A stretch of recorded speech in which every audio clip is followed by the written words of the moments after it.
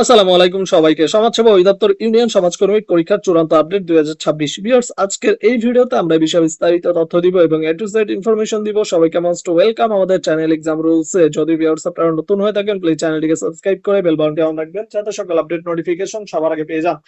চলুন শুরু করা যাক আজকের মূল ইম্পর্টেন্ট ভিডিও। তার আগে ছোট্ট একটি কথা না বললেই নয়।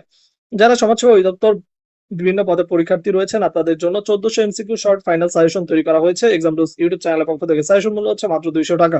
যাদের সাজেশন গুলো লাগবে তারা স্ক্রিনে দেওয়া নম্বরে হোয়াটসঅ্যাপ অ্যাকাউন্ট আছে, এই নম্বরে মেসেজ করুন বা সরাসরি নম্বরে কল করতে পারেন। চলে আসি ভিউয়ার্স মূল ভিডিওতে।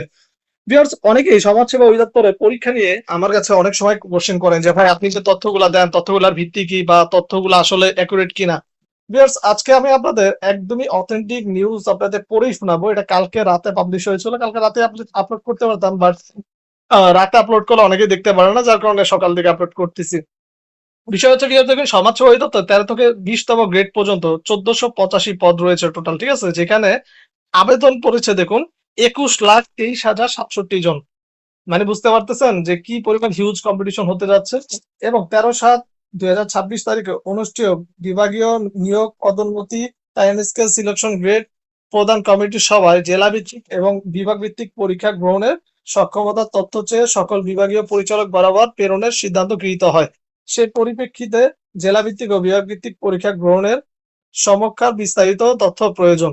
ভিউয়ার্স, আমি আপনাদের আগেই বলেছি যে এটা জেলা ভিত্তিক পরীক্ষা হবে, কারণ হিউজ আবেদন পড়ছে এবং এই 17 তারিখ পরীক্ষার কথা ছিল। আপনারা জানেন যে আনফরচুনেটলি বন্যার পানির কারণে পরীক্ষাটা পিছানো হয়েছে।